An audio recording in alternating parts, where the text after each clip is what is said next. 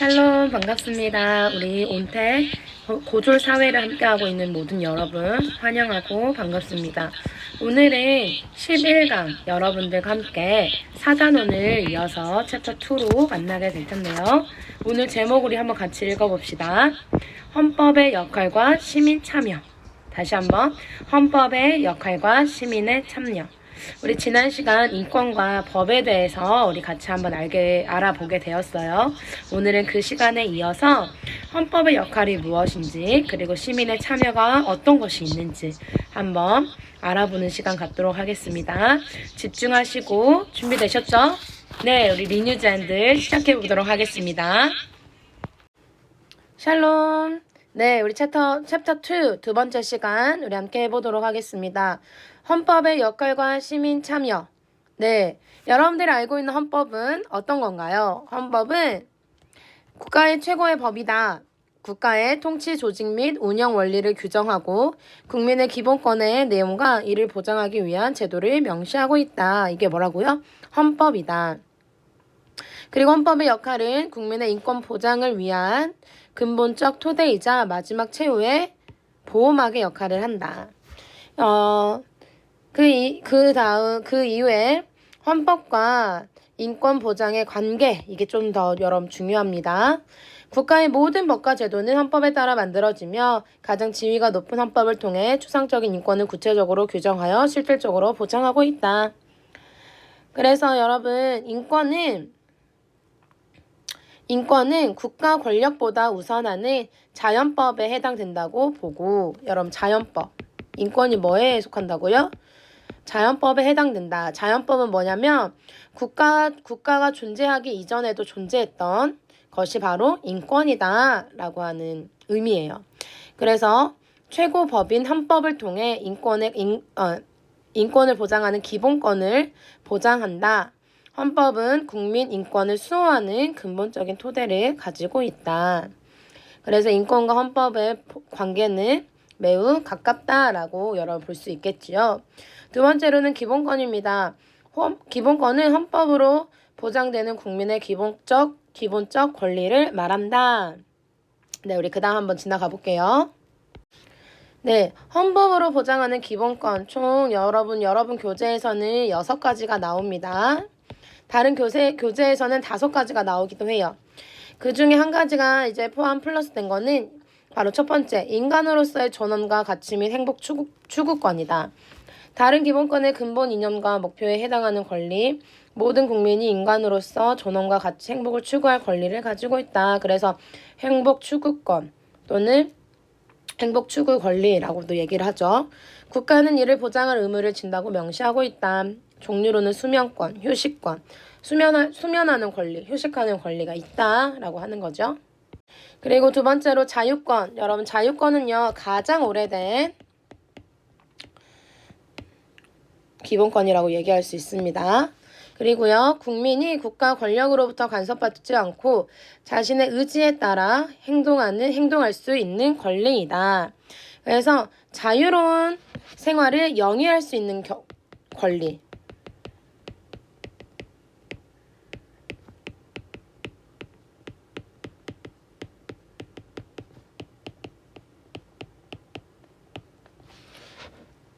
네, 영위가 무슨 뜻이에요? 누리다 라는 뜻이죠. 자유로운 생활을 누릴 수 있는 권리가 바로 자유권이다.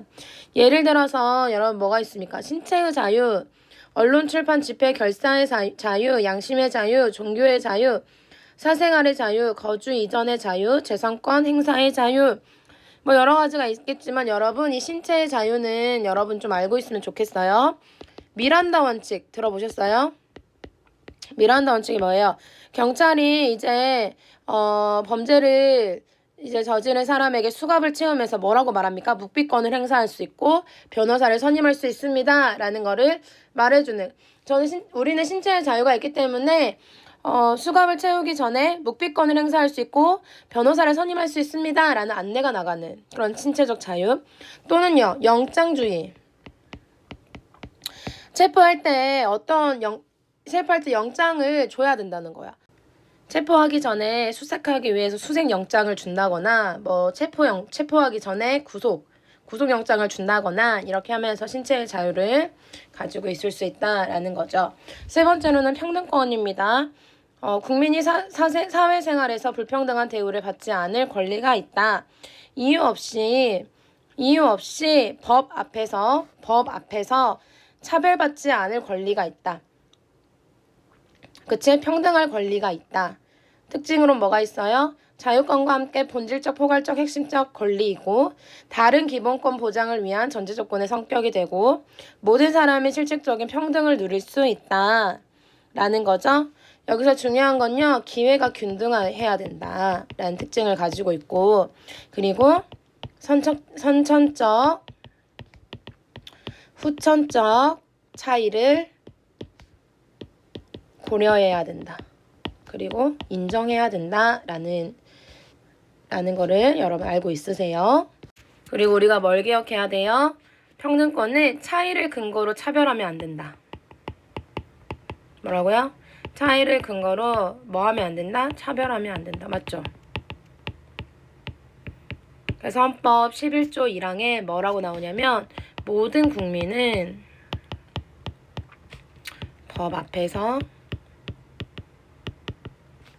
평등하다.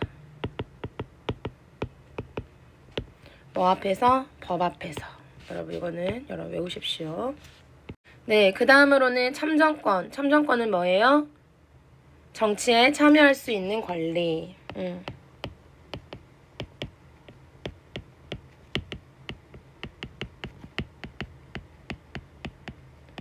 의미 한번 읽어봅시다. 국민이 국가의 의사결정 과정을 참여하여 국가를 통제할 수 있는 권리가 참정권이다. 라고 하는 거죠. 그래서 적극적으로 정치에 참여할 수 있는 권리로 정부를 구성하고 국민 주권의 원리를 실현하는 권리이자 의무이다.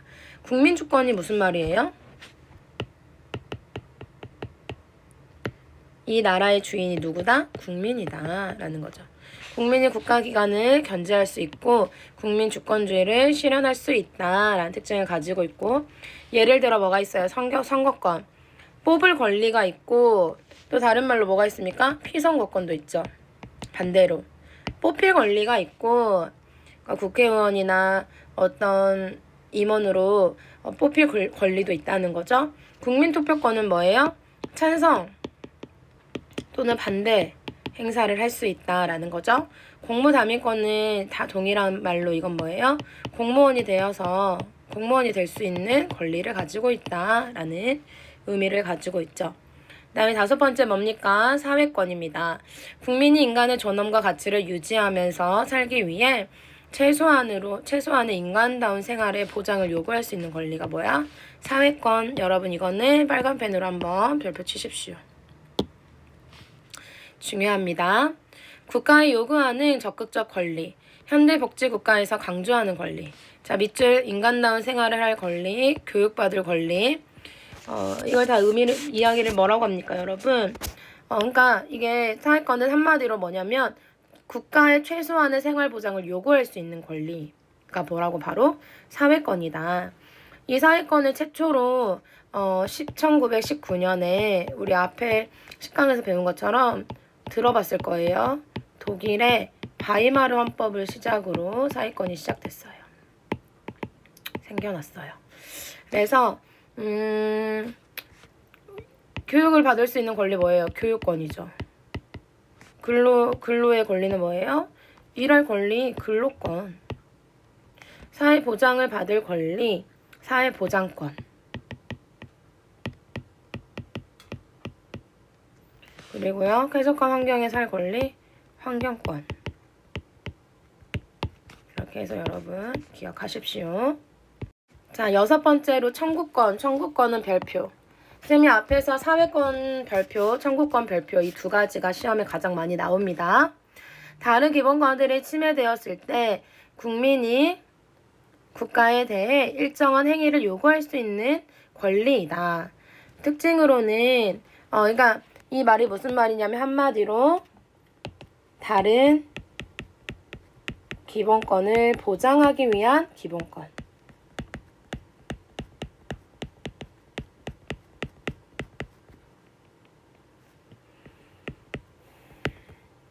예를 들어서 청원권, 재판 청구권, 형사보상 청구권, 국가배상 청구권, 범죄 피해자 구조 청구권.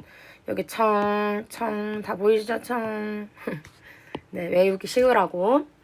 그래서 기본권이 침해되었을 때만 적용할 수 있어요. 언제요? 기본권들이 침해되었을 때만 이 청구권을 적용이 가능합니다.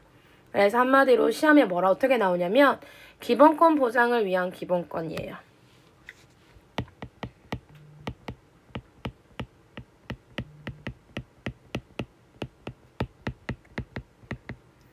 기본권 보장을 위한 기본권이라는 걸 여러분 기억하십시오.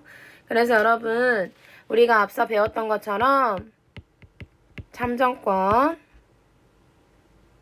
청구권, 사회권, 참정권, 청구권, 사회권. 이게 뭐예요? 적극적이고 요구할 수 있는 권리다라는 걸 이 세 개는 꼭 여러분 기억하십시오. 네, 그리고요. 그런데 여러분 여기서 진짜 중요한 게 있어요. 기본권을 제한할 수 있는 방법이 있어요. 아니 지금까지 인권이 그렇게 중요하다 이야기했는데 어떻게 기본권을 제한합니까? 라고 이야기할 수 있는데요. 제한의 목적으로는 국가안전보장, 질서유지, 공공복리 이 세 가지 여러분 꼭 기억하세요. 국가안전보장 언제 우리가 기본권 제한할 수 있냐? 전쟁이 났을 때, 그치? 전쟁이 났을 때 막 야간에 다니는 거 통행 금지합니다 라고 할 수 있다는 거죠. 질서유지, 막 폭동이 일어나거나 막 이랬을 때 질서유지, 국가가 기본권을 제한할 수 있다는 거죠. 헌법을 기반으로. 공공복리는 뭐예요? 모두 이익, 모두 행복. 그것을 위해서라면 필요한 경우에 하나요? 제한할 수 있다. 근데 뭐예요? 특징은 법률로서만 제한할 수 있다. 그리고 한계는 뭐가 있어? 본질적인 내용은 침해할 수 없다. 쌤이 지금 밑줄 그은 데는요. 꼭 여러분 기억하시고 외우셔야 됩니다. 오케이? 그리고 한번 말의 내용은 한번 다시 여러분 쭉 읽어보십시오. 사례로는 일조권, 수면권, 건강권, 문화권 등이 있다. 라고 하는 거. 오케이. 이 자료 스크랩도 여러분 한번 읽어보세요. 국회는 자동차 운전 중에는 휴대전화를 영상물을 보거나 조작하는 행위를 금지하는 도로교통법 개정안을 통과시켰다. 이에 경찰은 운전 중 영상물을 표시 및 조작할 경우 법칙금을 부과하기로 했다. 삼진 아웃제에 따라 이를 3회 이상 위반할 경우 운전면허를 취소하기로 했다. 한국교통연구원 조사 결과 운전 중 휴대전화를 보는 경우 음주 상태로 운전하는 것과 같은 것으로 나타냈다. 핸드폰을 보는 행위는요, 개인 자유권에 해당하지만 교통사고 유발을 위해서 기본권 침해라고 할 수 있지만 교통질서를 어지럽힐 수 있는 행위이기 때문에 이런 것들을 제한할 수 있다라고 하는 사례로 여러분 볼 수 있습니다. 네, 헌법상의 제도적 장치 여러분 봅시다. 국민 주권의 원리, 주권이 국민에게 있다는 원리, 권력 분립, 이건 다른 말로 뭐라고 해요? 삼권 분립이라고 얘기하죠? 삼권 분립. 그래서 여러분 한번 적어보세요. 입법부 다 외우시죠? 입법부는 무슨 일 해요? 법률 제정, 개정. 그치? 수정하기도 하고 만들기도 하고, 그 다음에 사법부는 이 만들어진 법을요 적용하고 해석합니다. 그리고 행정부는 집행하죠. 이 세 기관이 모여서 서로 견제하고 균형을 맞춘다 라고 얘기합니다. 그리고 법치주의는 뭐예요? 법치주의는 법률에 근거한 권력만을 행사한다.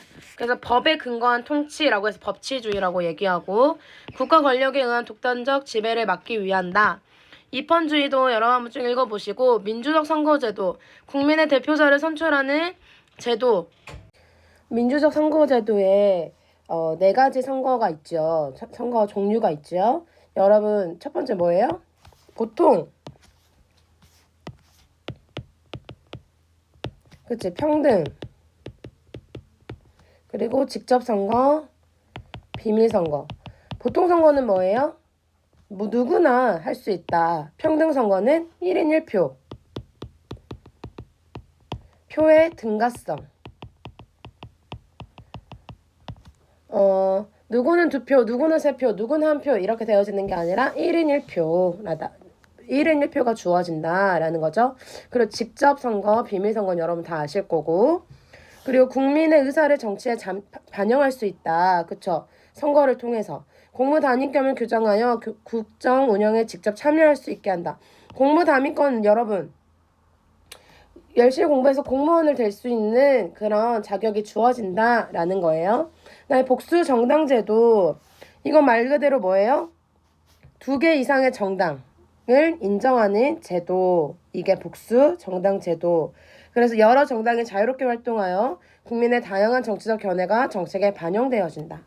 왜냐하면 정당을 한 개만 선택해서 거기에만 의견에만 따른다 하면 독재가 되어질 수 있고 한계가 있을 수 있죠. 그런데요, 정당을 2개 이상 인정하는 제도로 복수 정당 제도를 가지고 있다. 그리고요, 정권의 평화적 교체 가능성을 보장함으로써 민주적 기본 질서가 유지되어진다. 기본권 구제 제도. 기본권을 구제하기 위한 기관에 대해서 이제 알아봅시다. 첫 번째, 법원. 재판을 통해 법원은 뭐예요? 사법부죠, 사법부. 재판을 통해 인권을 침해받는 국민의 권리를 구제받게 한다. 두 번째는 헌법재판소죠.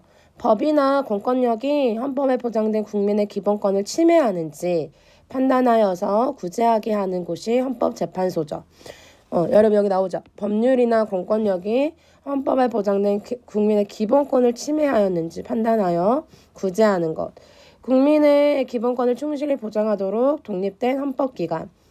법원과는 별도로 헌법과 관련된 분쟁을 심판하고 헌법이 국가 권력보다 우위에 있음을 분명히 밝혀 실질적 법치주의를 실현한다. 우리 앞서서 법치주의 배웠죠. 법률에 근거한 권력의 행사만을 허용하면서 국민의 자유와 권리를 보장하는 것. 이게 법치주의라고 했죠. 그리고 두 가지로 이제 나눠져요. 헌법 소환 심판은 국가의 공권력 또는 법률에 의해서 기본권을 침해당한 국민이 청구할 경우에 심판하는 것. 이 말 그대로죠. 공권력 또는 기본권을 침해한 국민이 청구할 경우. 위헌 법률 심판은 국회가 만든 법률이 헌법에 위반되었는지 법원이 제청하는 경우를 말합니다. 제청한다라는 건 뭐예요? 어떤 안건을 제시하여서 결정해달라고 청구하는. 그래서 법원이 국회가 만든 법률이 헌법에 위반됐는지 법원이 제청하는 경우가 위헌 법률 심판이다라는 거 여러분 기억하세요. 국가인권위원회는 뭡니까? 말 그대로 인권. 입법, 사법, 행정 어디에서 속하지 않은 인권 보호를 담당하는 독립된 국가기관이다. 민주적 기본 질서 확립, 개인의 인권 보호 및 향상에 관한 모든 상황 등을 다루는 인권 전담기구. 여기는 일상생활에서 인권 침해가 발생하였을 때 문제점을 조사하고 개선할 것을 권고하거나 의견을 제시한다. 국민이 인권 침해에 관련된 진정을 하면 진정이 여기서 뭐예요? 진정하세요 라는 진정이 아니죠. 실정이나 사정을 진술하는 거를 진정이에요. 국민이 인권 침해에 관련된 사정을 진술하면서 조사하여 구제해주는 곳이 국가인권위원회다. 그리고 네 번째로 국민권익위원회. 여기 뭐예요? 인권위원회와 권익위원회를 조금 여러분 차별을 두셔야 돼요. 차이를 아셔야 돼요. 인권위원회는 일상생활에 인권침해를 발생하였을 때라고 얘기했어요. 그래서 국민이 진정을 하면 조사하여 구제해주는 곳이 국가인권위원회. 국민권익위원회는 공직사회 부패 예방 밑줄, 국민의 권리를 보호하고 불합리한 행정제도를 개선하는 국가기관이다 라는 걸 기억하셔야 됩니다. 그래서 국민권익위원회의 권한은 행정기관의 잘못된 법 집행 등으로 인해 권리를 침해당한 국민의 고충, 민원을 조사하여 개선되도록 유도한다. 행정기관을 기억하세요, 여러분.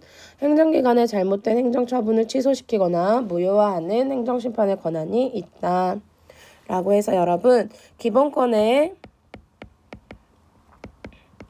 구제제도에 여러분 저와 함께 4가지를 봤습니다. 첫 번째, 법원. 두 번째는요, 헌법재판소.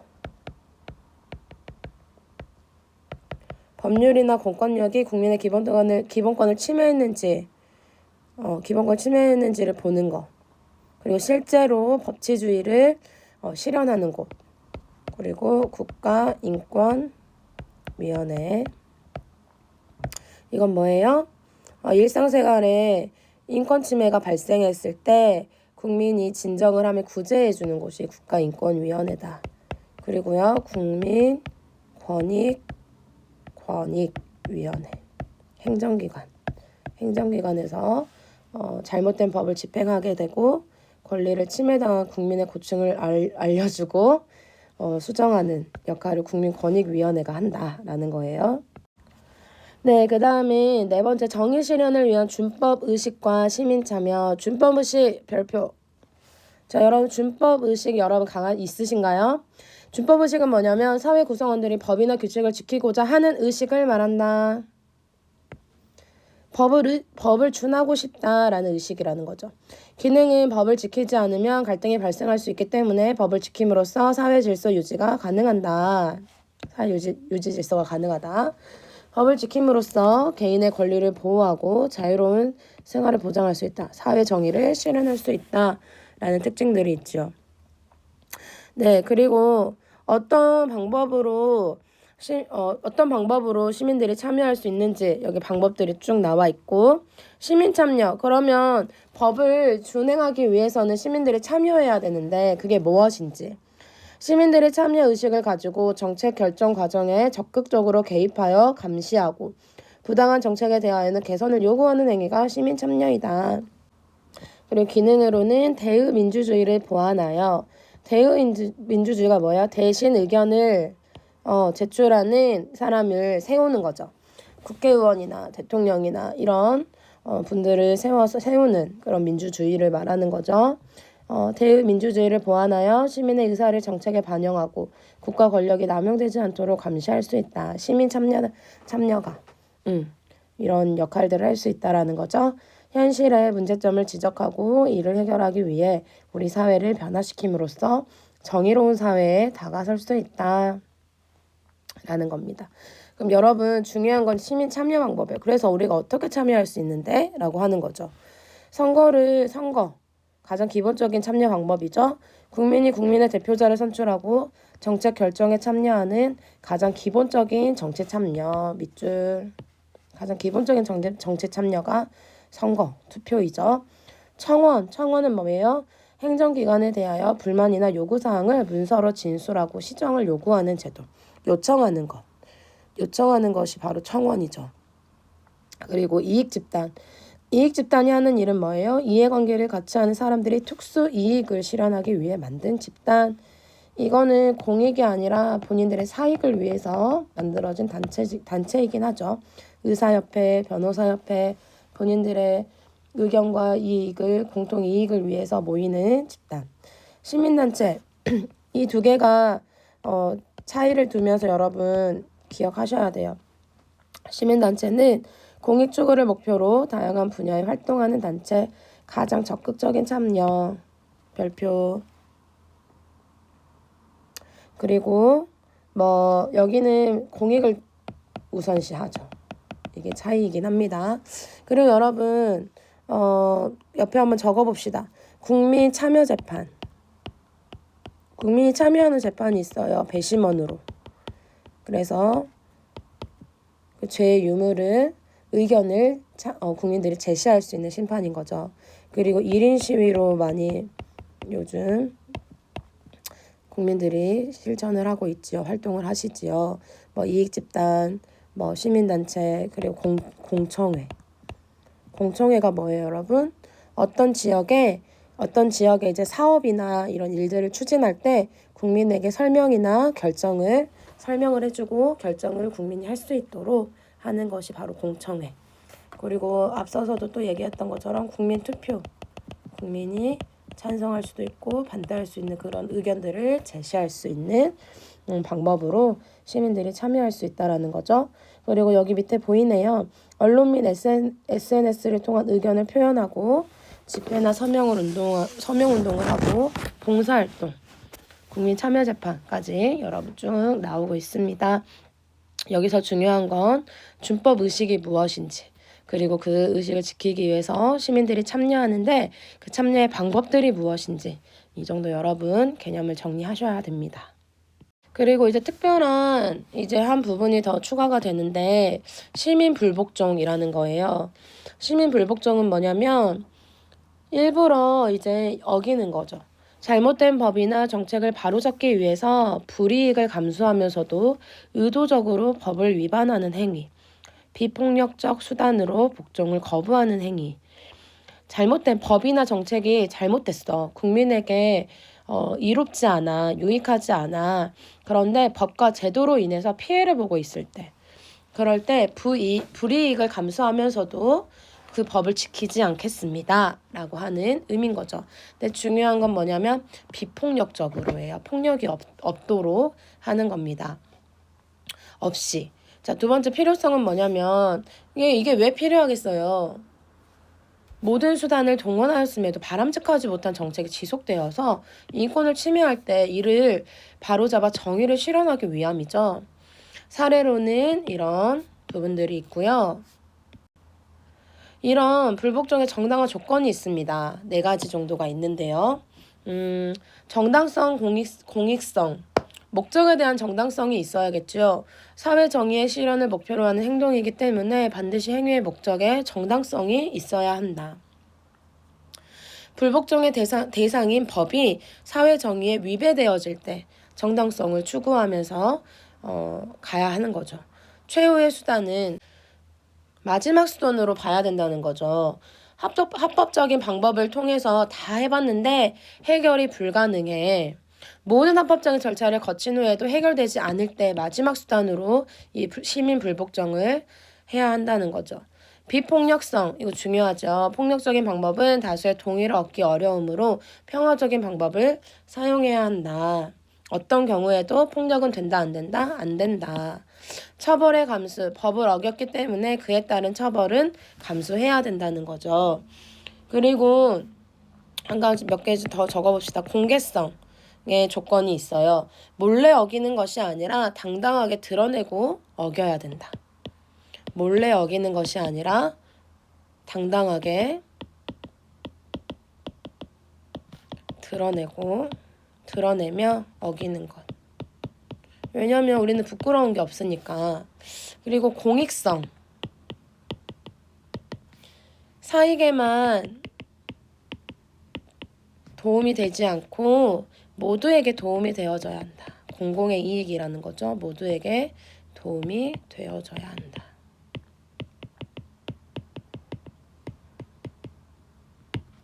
라면서 시민의 불복종 정당화 조건을 정리해 볼 수 있을 것 같습니다. 여러분 오늘 내용이 참 많죠. 근데 여러분 오늘 여러분들이 꼭 그래도 기억하고 가야 되는 거는 한번 정리해 봅시다.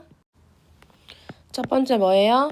인권이 뭔지 그리고 그에 따른 헌법이 무엇인지 여러분 정리하셔야 되고, 두 번째로는 기본권의 종류. 그치? 뭐 있었어요? 평등권, 자유권,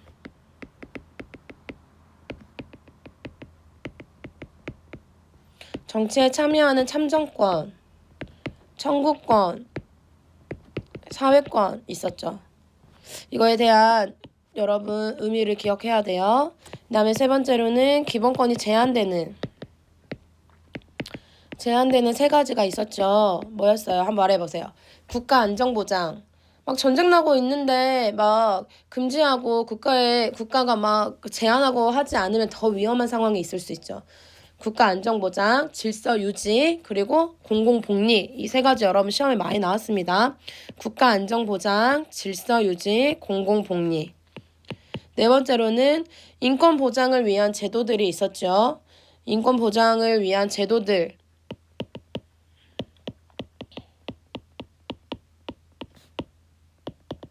뭐가 있었어요? 법치주의, 법이라는 틀 안에 우리가 해결해야 되는 거. 권력 분립, 행정부, 사법부, 입법부가 균형과 견제를 유지하면서 본인들의 역할들을 하는 거죠. 그다음에 헌법재판소.